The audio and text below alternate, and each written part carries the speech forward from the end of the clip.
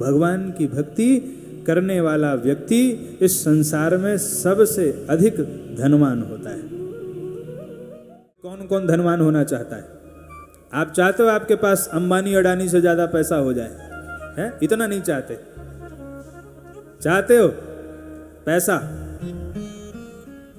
देखें, धन होना और धनवान होना इसमें बड़ा अंतर है।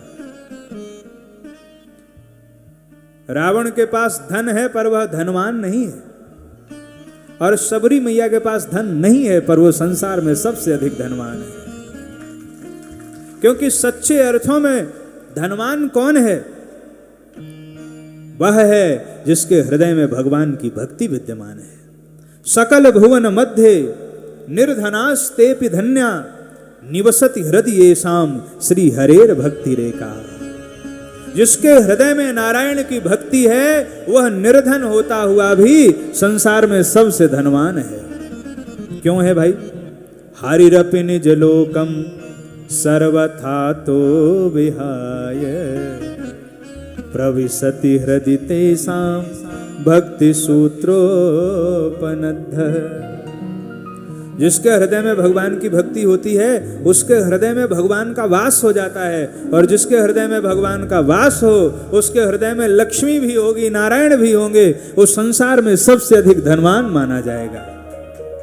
इसलिए धन से कोई धनवान नहीं होता, भक्ति से धनवान होता है।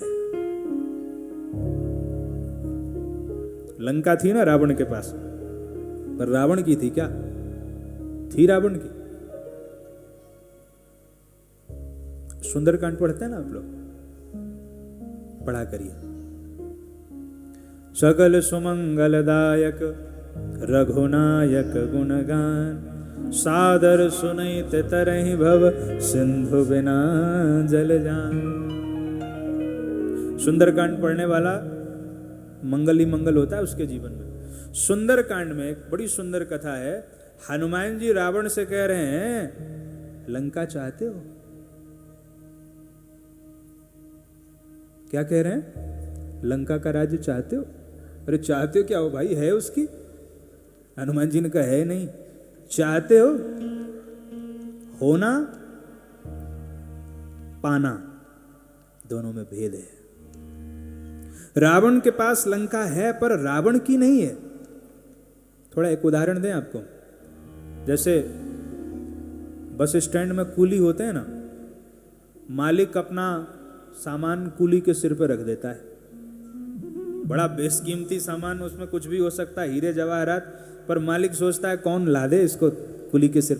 तो कुली के सिर पर सामान है पर सामान कुली का नहीं है। कुली तो उसको भार बना के ढो रहा है, मालिक तो पीछे मौज में चल रहा है।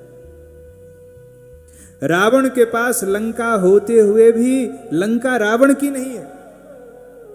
रावण तो कूली के भांति उसको भार बना के ढो रहा है, मैं लंका का अधिपति हूं, मैं अरे हनुमान जी ने कहा तू मूर्ख है, कुछ नहीं है तेरे पास।